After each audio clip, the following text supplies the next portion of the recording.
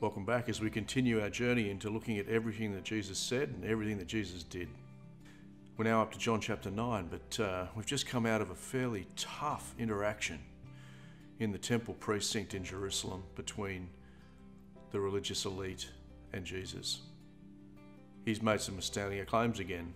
He's saying, as it comes to sin, you're still stuck, you're still trapped, you're still practicing. Knowing Abraham, that's not doing it for you. You're actually going to need to come to me, and I'm going to be able to set you free. This was a very offensive thing for them to hear. Jesus pushed on in chapter 8, claimed that the reason for that is because he and the Father were one. The great I am that they knew, their God, Jesus had the same title. They made their escape from the stone-throwing hands of the religious elite and remove themselves from the temple precinct. And we're going to pick up the story now. Sometime later, they're still in downtown Jerusalem, enemy HQ, but we don't quite know when. There's still some months to go before Jesus is due to be arrested and crucified. Jesus finds another work of his Father to do. A man born blind. As he, Jesus, passed by, he saw a man blind from birth. Jesus said that he only ever did what his Father asked him to do and said what his Father asked him to say. So no doubt, Jesus is aware from the Spirit that this is a man who has never seen and that Father wants this man healed. In this story, there's going to be a number of different groups weighing in to this miracle. The disciples who are witnessing it, trying to understand the suffering nature of it, of the blindness. You've got the beggar, the blind man's associates who know him, responding to someone they've known being healed and trying to work out what it means. You've got a group called the Pharisees, who pride themselves on being perhaps some of the closest people to God, the most adherent to God's rules, the ones who knew him the most, trying to make sense of what happens to this blind man. And another and final group, which is called the Jews. And they're the ones who are actually not just the Jewish people, but the religious elite, the rulers of the synagogues, the ones who decide how and when worship happens, the validity of worship.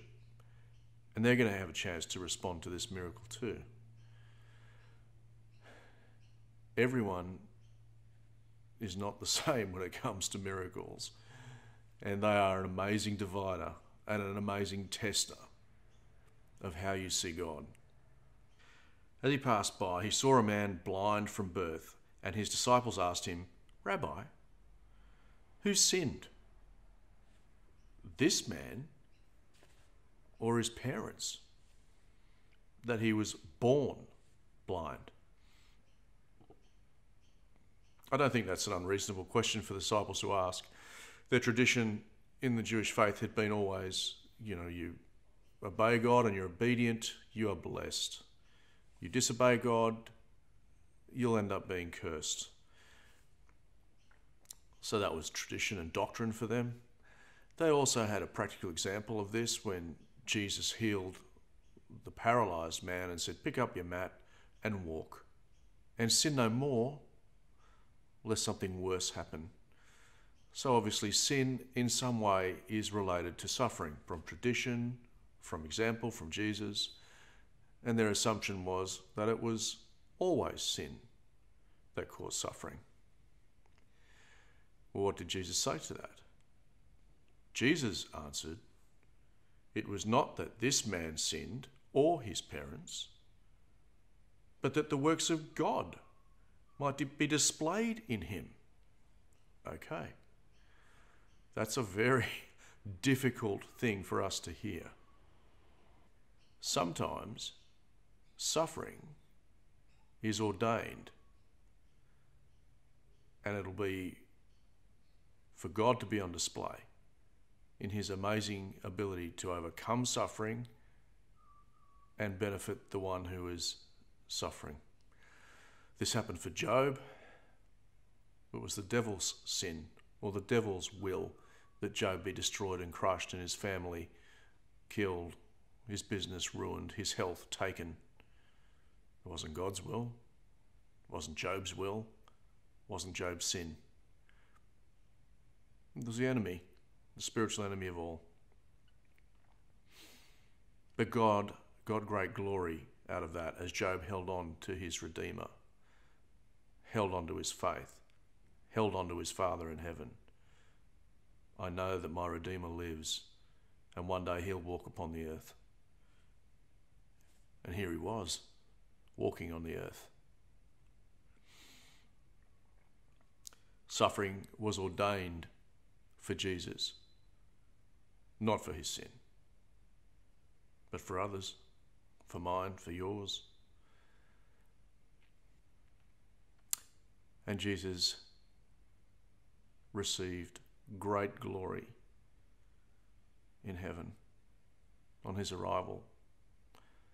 As he ascended, the trumpet sound, the victory, the angels, the seat next to the Father.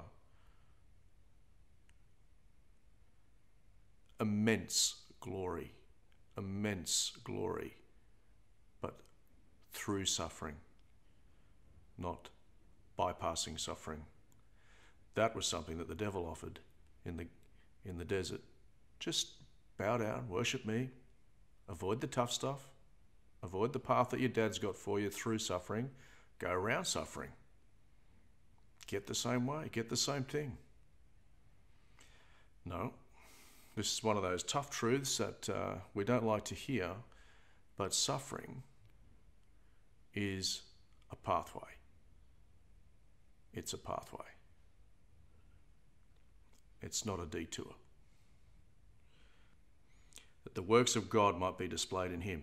We must work the works of him who sent me while it is day. Night is coming when no one can work. Jesus didn't explain that, but it's possible he was talking about the coming crucifixion in just a few months, and he had to get these jobs done. His Father wanted some signs done clearly. He wanted people to know of his immense power and his great glory and his ability to relieve any illness, any blindness, natural blindness, and ultimately spiritual blindness. Jesus goes on to say, as long as I am in the world, I am the light of the world. It's good to pause there and just see yourself as someone in the crowd listening to Jesus say these things.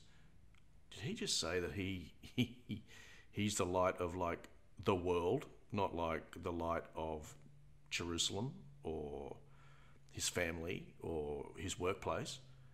Did he just say that he lights the world? That's a lot. That's a big claim. It's easy to read over these things and not feel the weight of what Jesus is saying. He's saying, if there's going to be any understanding of the spiritual realm in this world, it's through me. There is no other source of light to eternity, the realm of the Spirit, the reality of the present, the past, and the future. I'm the only one that can shed light on these things. And I'm here. Well, I'd imagine if he'd said those things, you'd want to walk away and say, oh, he's over the top. Some sort of manic bipolar thing happening. Having like a moment. Well, what did he do? Having said these things, he spit on the ground and made mud with the saliva.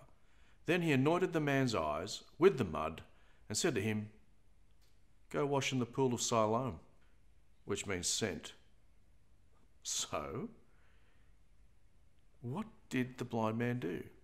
Did he sit there and say, oh no, not another do-gooder who's telling me I can help you, another charlatan? I can fix you. And worse than that, he's just infringed my personal space and shoved stuff on my eyes. I didn't even know where he was. And that was not his response. Jesus said that you can't come to the Father unless the Father is drawing you. So this man, sitting there in his blindness and his darkness and his weakness and his vulnerability, has heard the Father say, listen to this one, listen to this one, and he's complied. No arguing. He would have had to have worked his way down to the pool of Siloam, as he always had, slowly, deliberately, difficultly, found the pool, gone under and washed, and come back up.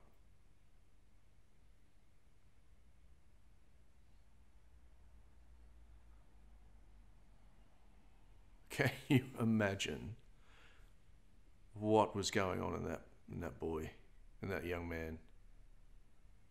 Never seen. Light. Figures. What do they all mean? I can see. I have been in total darkness all my life. I didn't know light. I didn't know dark. That guy is the light of my eyes. Wow. Jesus not only lit up the guy's eyes, but he lit up his heart. The Father was lighting up this man's heart. He was showing he had spiritual light and natural light. He washed and came back seeing. The neighbours and those who had seen him before as a beggar were saying, "Is this not the man who used to sit and beg?" Some said, "It is he." Others said, "No, but he's like him." He kept saying, "I am the man, I am the man, I'm the man." If something seemingly impossible happens, something extraordinary, there's a battle for belief starts. The people who were familiar with the illness and familiar with him, familiar with his blindness, had a battle in their own minds and their own hearts on their hands. This can't be. This just doesn't happen. I must be wrong here somehow. Maybe it's the wrong guy. I don't know what's going on. The one who wasn't in any confusion was the guy who was actually seeing. He had no trouble believing it because he was feeling it and experiencing it. There's nothing like a good experience to help belief. Testimony can help, and there's nothing like a good experience. Some said, "It is he." Others said, "No." He kept saying, "I am the man." So they said to him, "Well then, how were your eyes opened?" "The man called Jesus made mud and anointed my eyes and said to me, 'Go to Siloam and wash.' So I went and washed and received my sight." They said to him, "Where is he?" He said, "I do not know." So faith is now coming through the one who experienced it and into those who are hearing the testimony. And not just hearing the testimony, they're watching him look. They're looking at new eyes. So they too had something to not just hear, but also see. And they brought to the Pharisees the man who had formerly been blind. Okay, so the neighbours had undergone their test, and they're coming through in belief that this was an amazing miracle. What about the Pharisees? They brought to the Pharisees the man who had been formerly blind. Now it was a Sabbath day when Jesus made the mud and opened his eyes. Father knew what day of the week it was when he asked Jesus to heal the man from blind from birth.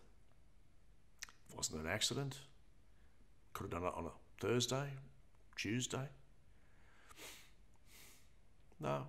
It was yet another test for the Pharisees, those who claimed fidelity to the law,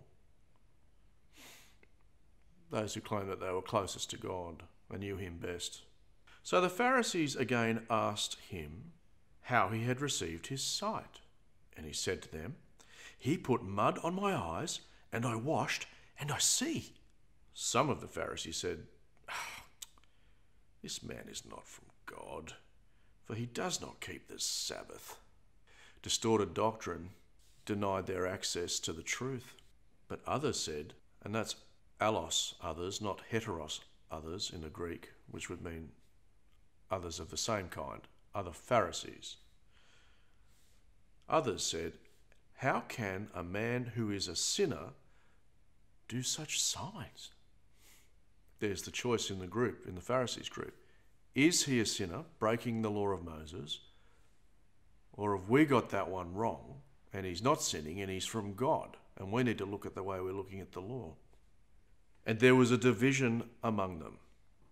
They're now arguing as a group. This recalls some of the things Jesus has said in the past that did not come to bring peace, but a sword, to divide.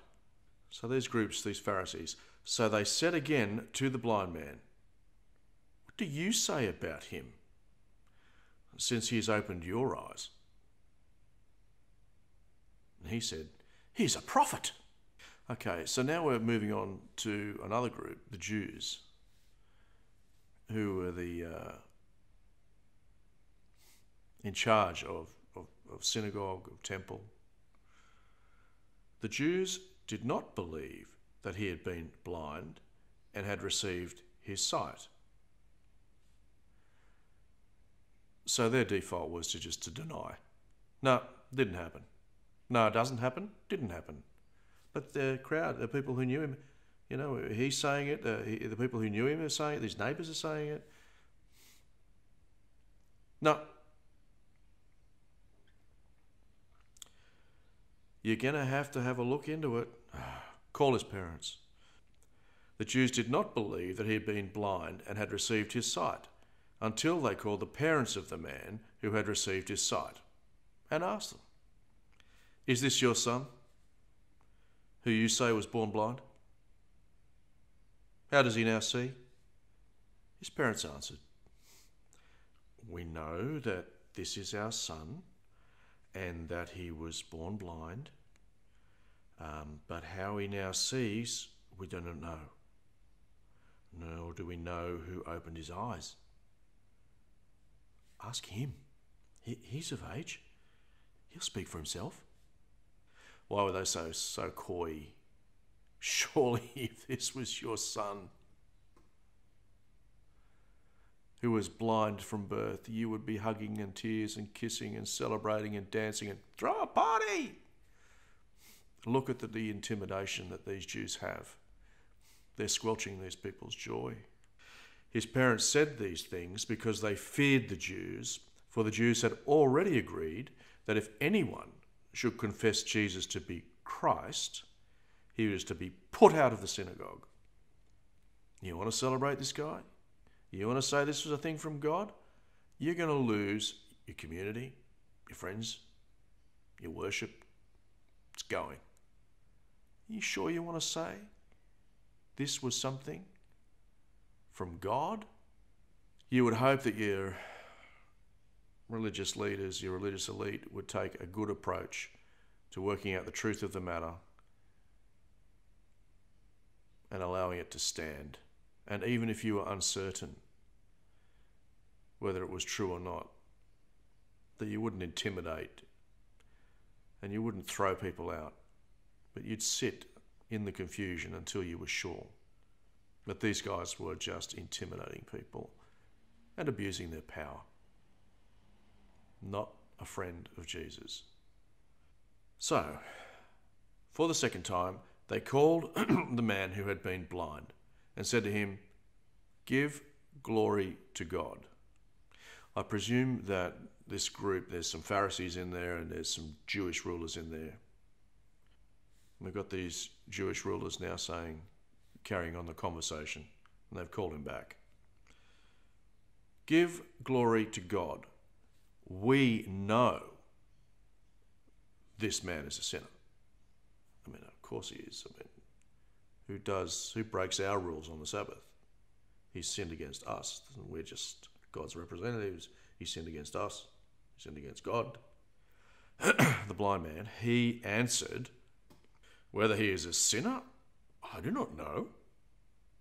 One thing I know, that though I was blind, now I see. The Jews, they said to him, what did he do to you? How did he open your eyes? He answered them, I have told you already, and you would not listen. Why do you want to hear it again? Do you also want to become his disciples? Okay. I think he's being a little cheeky there. He knows they're refusing to listen. He knows they're refusing to believe. He knows they're contesting that he's a liar. They didn't take his word for the testimony. They need a cooperation of neighbours. They also need a cooperation of family. That's a pretty tough spot when someone won't take your testimony. So he's probably having a little dig. Do you want to become his disciples? How'd that go? And they reviled him. I imagine there'd be a few choice words and a few choice phrases being exchanged at this point with these heavy-hitting Jewish people, just disgusted at this guy's suggestion that they need to follow Jesus. They reviled him, saying, you are his disciple, but we are disciples of Moses. We know that God has spoken to Moses, but as for this man, we do not know where he comes from. The man answered, why, this is an amazing thing. You do not know where he comes from, and yet he opened my eyes. We know that God does not listen to sinners. But if anyone is a worshipper of God and does his will, God listens to him. Never since the world began has it been heard that anyone opened the eyes of a man born blind. If this man were not from God, he could do nothing. Okay, so blind man's come out swinging. You want me to believe he's a sinner? No. No. No. He's just made me well. Are you saying that a sinner has caused a sinful act to me where I'm now seeing? What are you saying to me? So how'd the Jews go with that little retort? They answered him, you were born in utter sin. And would you teach us? And they cast him out. It's 180 degrees wrong. Father's looking down, seeing a child suffering for years, 20 years. Can't see, can't work, can't feel useful. All I can do for my work is to try and bring in income by begging for my family. And yet he's remained faithful. He knows his worship, he knows truth, he knows doctrine. And somehow or other he's trusting in God. And God responds. Takes him 20 years or so. God responds. Heals him physically. Now he can work, feel useful. But more, he's feeling loved. He's feeling connected to his Creator. People come along who are supposed to validate the moving of God, and they say that was not God. We don't know what that was, but that was all a matter of sin. I'm sure that young man was not convinced by that. It is unfortunate that in many countries, people have told the truth of Jesus. In some churches, people have told the truth of Jesus. That he's the one, the only one. And that we all need to look to God for forgiveness and for repentance. And people have been offended. Pride has been hurt. And people have been killed as martyrs. People have been cast out of places of worship.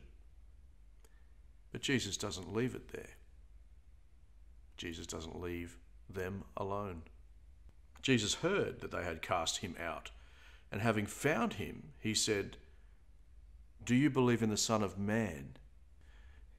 I think I'd be giving Jesus the biggest hug. Oh, thank you, thank you, thank you. I think that this man probably understood what Jesus was saying when he said the Son of Man.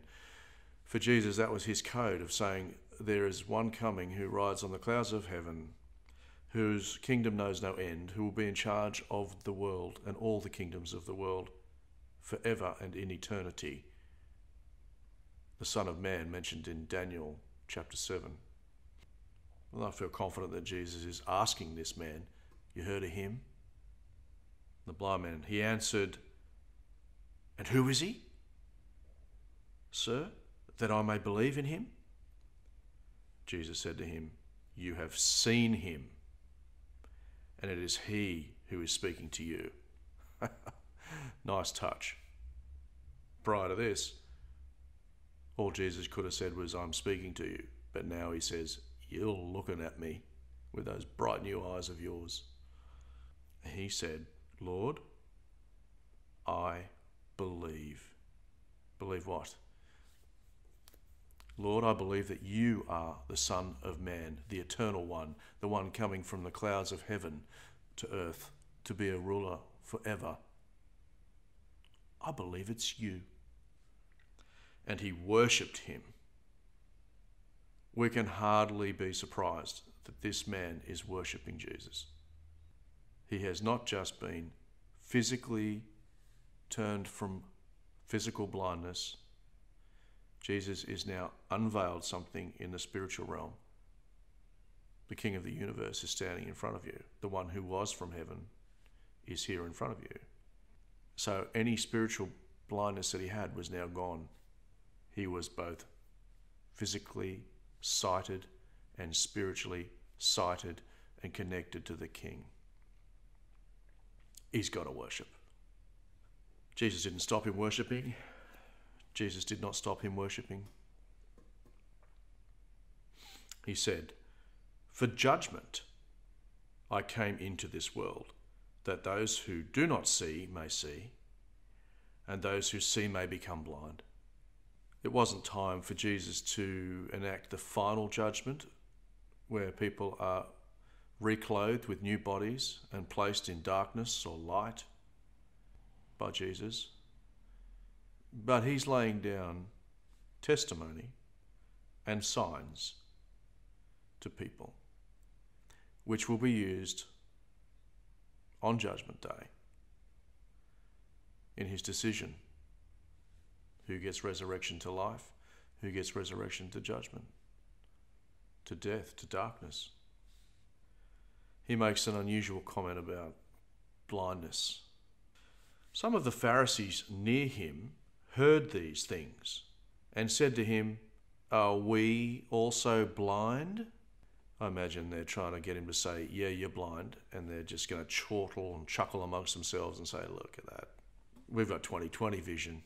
We've got 20/20 vision in the natural.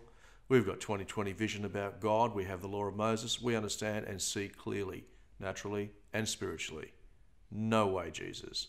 No way do we accept any diagnosis from you, the sinner." Jesus said to them, "If you were blind, you would have no guilt.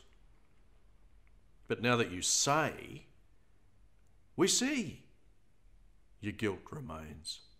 At the end of the day, it's not whether we can see physical light or we're stuck with the disease of blindness that matters. What matters is whether we see spiritually or whether we're blind spiritually. That's what matters. There's only one source of sight and light in the spirit realm. It's Jesus. No other figure. Not Moses to these people. Not Muhammad. Not anybody. Jesus is the source of light. Jesus is the source of eternal life. Jesus has just said, you deny me, you're guilty. They're strong words, they're tough words. And yet they're the words of Jesus. They're sobering words. Okay, so if we just have a quick revisit on this miracle, we can see that miracles don't always cohere. Sometimes they divide. We can see that miracles are a test of belief, a test of our judgmentalness. In this particular case, this was a foreordained miracle, showing firstly that suffering is not always related to sin. Secondly, that nothing is too difficult for God. And thirdly, a sign that without Jesus, we're spiritually blind. Come to the light. How will we all respond to that? That's up for each and every one of us to decide. Well, I'll see you again as we continue on our search for everything that Jesus said and everything that Jesus did in John chapter 10. See you then.